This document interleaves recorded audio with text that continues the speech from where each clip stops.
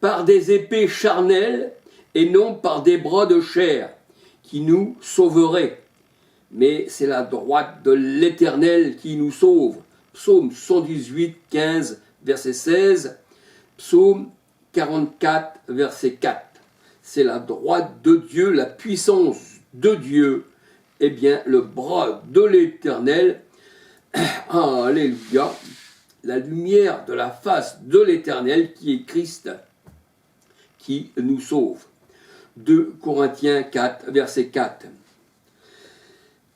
Et la parole de Dieu nous dit que c'est avec l'Éternel que nous écrasons nos adversaires. Car ce n'est pas en mon arc que je me confie, ce n'est pas en mon épée qui me sauvera, mais c'est toi qui me délivres, qui nous délivre de nos ennemis et qui confond ceux qui nous haïssent. Psaume 44, versets 2 à 9. Il nous sauve ni par l'arc, ni par l'épée, ni par la lance. C'est ce que disait David quand il combattait contre Goliath. Bien sûr, on peut dire que David avait une fronde, et il avait une pierre, et c'est par laquelle, eh bien, il fit chuter Goliath. Alléluia.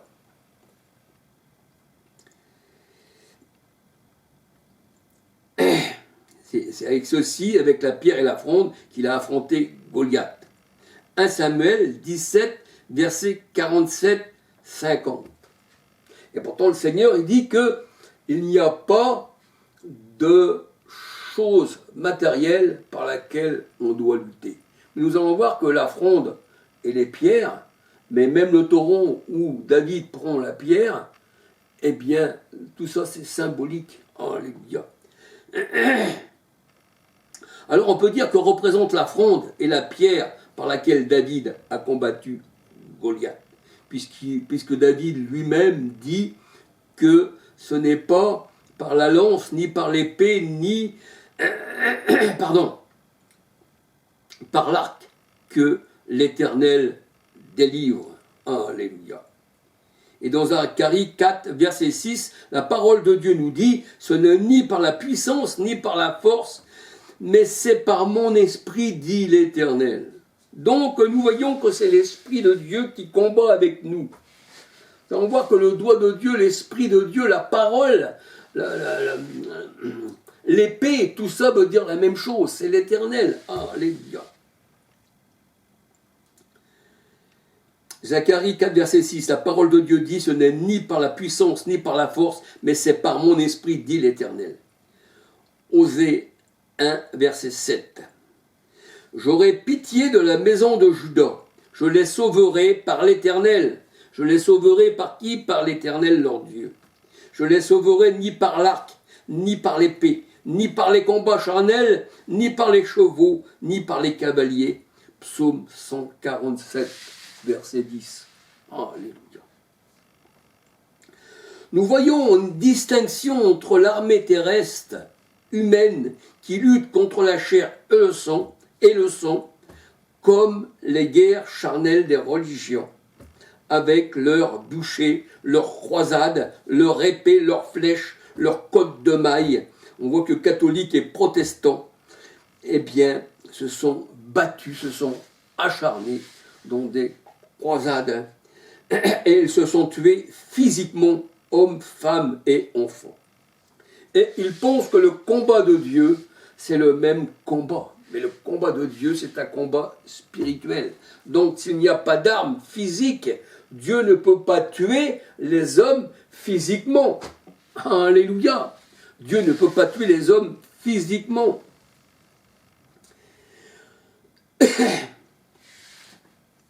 Alors, nous voyons comment est constituée l'armée céleste de Dieu. Dans 2 Rois 2, versets 2, 12, 13. Ce sont des chars de feu. Et nous sommes des flammes de feu. Il a fait de ses serviteurs des flammes de feu. Et nous voyons que cette armée est invisible. 2 Rois 6, 14 à 23. Une armée invisible pour un roi invisible. 1 Timothée 6, 15 à 16. Alors on peut dire, puisque Dieu ne combat pas avec des armes de fer, ni des chevaux, ni des lances, comment peut-il mettre une armée en fuite? Zacharie 4, 6. Alors voyons ce que dit la parole de Dieu. Parce que Dieu ne combat pas à la manière humaine. Il est dit, comme l'ennemi viendra comme un fleuve, l'Esprit de l'Éternel mettra l'ennemi en fuite.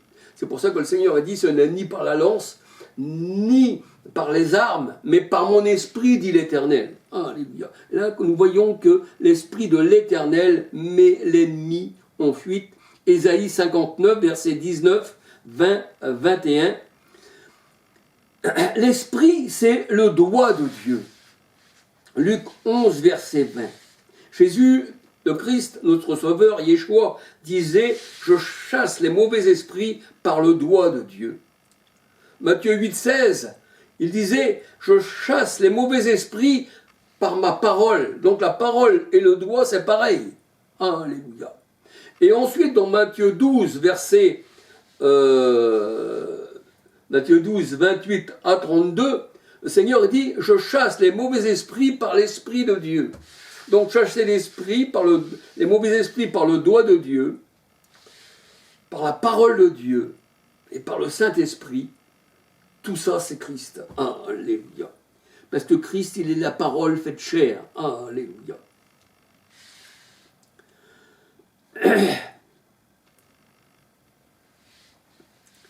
On peut dire que c'est Christ lui-même qui chasse les mauvais esprits. Matthieu 7, verset 22. D'ailleurs, il disait de lui-même, « Vous chasserez les mauvais esprits en mon nom. » Parce que quand tu viens au nom de l'Éternel, les esprits tremblent. Les esprits mauvais tremblent. Alléluia. Les esprits mauvais, c'est les hommes. Ils ont un corps, mais ce sont des esprits. On ne combat pas contre leur corps, mais contre l'esprit qu'il y a dans leur corps. Alléluia. L'esprit est le doigt de Dieu, et le doigt de Dieu était en Égypte. Exode 8, verset 15, l'esprit, la parole, était en Égypte. Exode 8, verset 15. Et les tables de la loi, la parole de Dieu nous dit, ont été écrites du doigt de Dieu.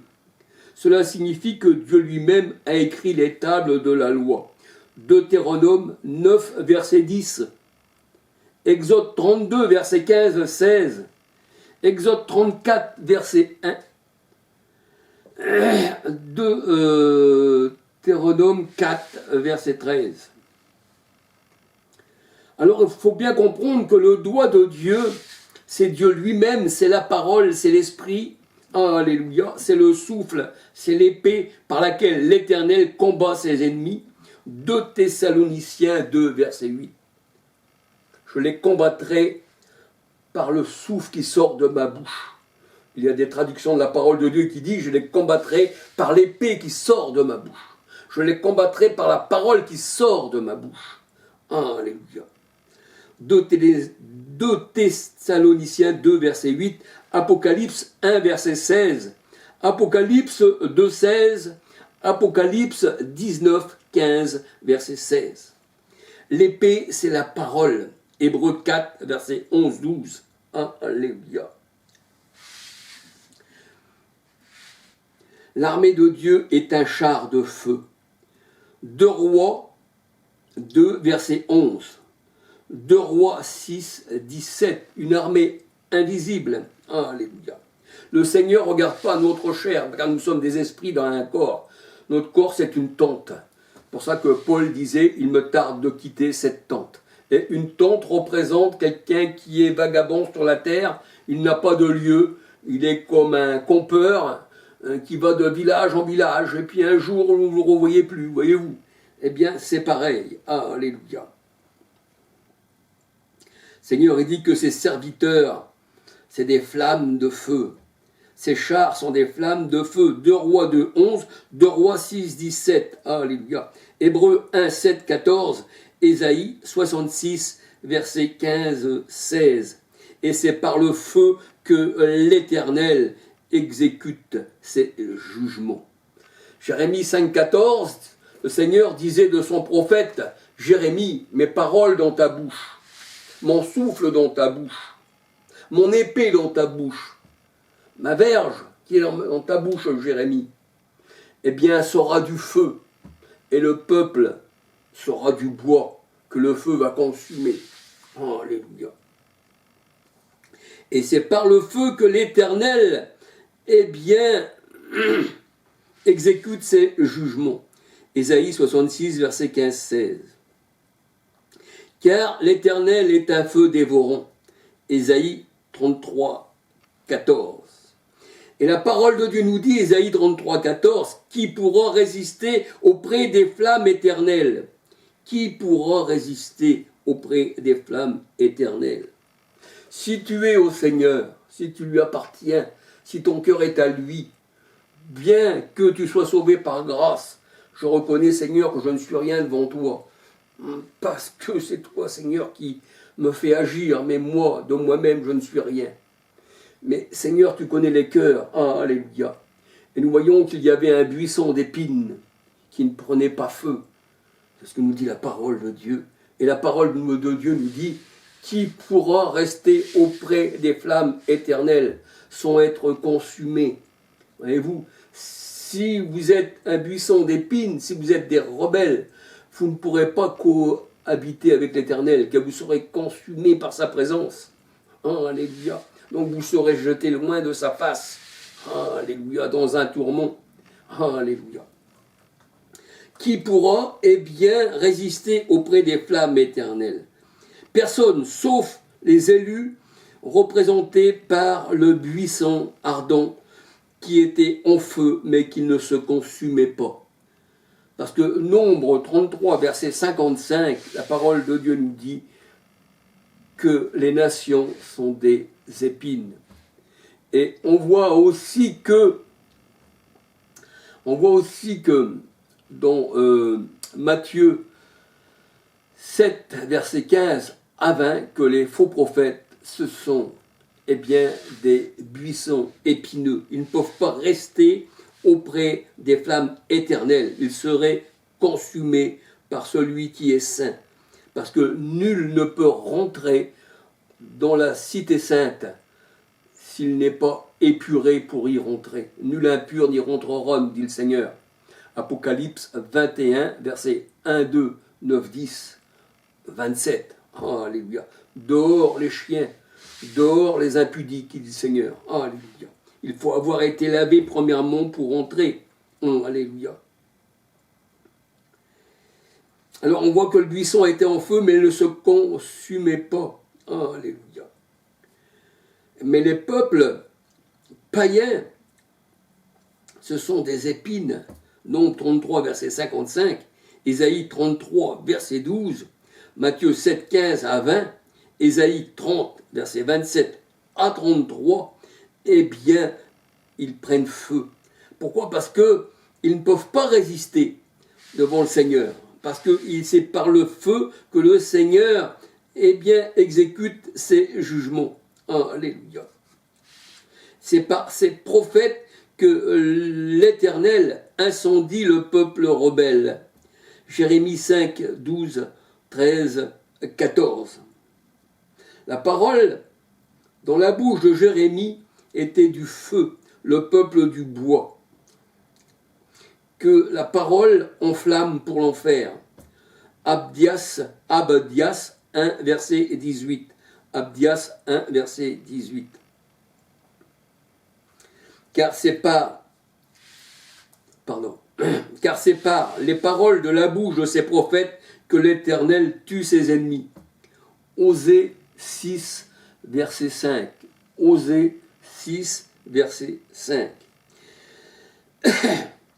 Car c'est pourquoi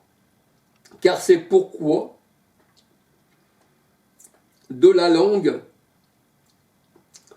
que vient la vie ou la mort. Proverbe 18, 21. Tu seras jugé sur tes paroles quand tu passeras devant le Seigneur. Alléluia. Si tes paroles ont emmené les gens à la perte, tu seras jugé. Alléluia. Et si tes paroles ont emmené les gens à la bénédiction de l'Éternel, Il n'y a pas de jugement pour ceux qui sont en Christ, alléluia. Ils peuvent s'approcher de ce feu éternel. Ils ne risquent pas d'être brûlés. Un peu comme les compagnons de Daniel, quand il y avait une quatrième personne qui était Christ avec eux dans la fournaise. Ils n'étaient pas brûlés. Même leurs vêtements ne sentaient pas la fumée et aucun cheveu de leur tête n'avait brûlé. Alléluia. Matthieu 12, versets 36-37. Alors, expliquez comment Dieu fait comment Dieu peut-il faire pour tuer les gens alors qu'il ne se sert d'aucun objet matériel. Alléluia. Mais qu'il les tue par sa parole. Osée 6, verset 5. Alléluia. Le Seigneur, eh bien, il met l'ennemi en fuite par son esprit, par sa parole. Et les disciples d'eux-mêmes n'ont pas employé des armes de guerre pour tuer spirituellement les infidèles, parce qu'ils n'ont pas à lutter contre la chair et le sang, mais contre les mauvais esprits qu'il y a dans les hommes. Éphésiens 6, 10 à 17. Les armes par lesquelles nous luttons, disait Paul, ne sont pas charnelles, mais elles sont spirituelles. La parole de Dieu est un feu, est un marteau qui brise le roc. Jérémie 23, versets 28-29. Aucun combat charnel n'existe, car c'est par des armes, la parole de Dieu nous dit, c'est pas par des armes de guerre que l'Éternel combat l'ennemi. Paul disait, les armes par lesquelles nous combattons ne sont pas charnelles, mais spirituelles pour renverser les forteresses. Mais les forteresses, c'est-à-dire les esprits qui résistent. Alléluia. C'est pour ça qu'ils emmènent tout esprit à Christ. Alléluia. Or, nous avons l'esprit du Christ. 1 Corinthiens 10, versets 3, 4, 5. L'ennemi ne tombe pas sous une épée humaine. L'ennemi ne tombe pas sous une épée humaine. Ésaïe 31, verset 8. Ésaïe 37, verset 36. 2 Rois 19, 35. 2 Rois 19, 35. Quand l'Éternel monte sur son char céleste, psaume 45, 3 à 8, il se pourvoit de son épée spirituelle qui est sa parole, qui est son esprit. Alléluia. Son char, c'est ses élus au Seigneur. Alléluia. Il monte sur son char, sur les ailes du vent, sur les chérubins. Psaume 18, versets 9 à 20. Ésaïe 19, verset 1. Il plane sur les ailes du vent. Psaume 19, verset 11. Hébreux 1, verset 7, 14. Psaume 104, verset 2, 3, 4. Jean 3, verset 3 à 8. Tous ceux qui sont nés de l'Esprit, Seigneur, il dit, tout homme, toute femme qui sont nés de l'Esprit est comme le vent. Jean 3, verset 3 à 8. En fait, le Seigneur est venu avec les nuées. Matthieu 24, verset 30, 31. Les nuées, ce sont ses témoins. Hébreux 12, verset 1. Les nuées, il y a aussi des nuées sans eau, qui représentent des hommes sans esprit, 2 fois morts, des arbres 2 fois morts, déracinés. Alléluia. Des nuées sans eau. 2 Pierre 2, 17, Jude 12, 13, 19. 2 Pierre 2, 17, Jude 12, 13, 19. Nous voyons que les nuées, les nuages représentent eh bien, les enfants de Dieu, et ceux qu'on appelle des nuées sans eau, Jude 12, 13, cela signifie des hommes sans esprit, 2 fois morts, déracinés des arbres qui donnent que des fruits d'automne. Et on voit qu'il n'y a pas beaucoup d'arbres qui donnent du fruit quand on arrive dans l'hiver. Alléluia. On peut dire que les nuées, les eaux représentent les églises les gouttes d'eau forment la nuée. Chaque goutte d'eau forme la nuée. Alléluia. Et la parole de Dieu nous dit, et il les réduit en vapeur, et il forme la pluie. Psaume 74, versets 18, 19, 20. Les nuées la laissent couler, et il la répand sur la foule des hommes. Il la répand sur la foule des hommes. Comme une terre, la parole de Dieu nous dit, qui est asséchée, et qui l'Éternel répand la rosée sur la terre, et qui la terre doit donner son fruit. Ésaïe 44, verset 3. Alléluia. Il la répand sur la foule des hommes, et qui comprend le déchirement de la nuée, le fracas de sa tente. La tente, nous savons que c'est nous. Alléluia. Nous sommes, et même, on voit que il y avait Balaam, il devait maudire le peuple de Dieu. Au lieu de maudire, il disait qu'ils sont belles tes tentes, ô Jacob. Alléluia. Donc les tentes, ça représente chaque personne qui appartient au Seigneur. Et Paul disait qu'il était aussi un homme de Dieu et qu'il avait hâte de quitter son corps, de quitter sa tente, de quitter sa demeure terrestre. Alléluia. Qui comprend le fracas de sa tente. Par ses moyens, il juge la terre, c'est-à-dire par la nuée. Alléluia. Par ses moyens, il juge la terre, et elle donne de la nourriture en abondance. C'est pour ça que le Seigneur, quand il a envoyé ses disciples, il leur a donné de la nourriture. Alléluia. Il leur a donné de quoi donner à manger au peuple. Pourquoi? Parce que ils apportaient le pain du ciel, ils apportaient le Christ. Alléluia. Chant 6, 30.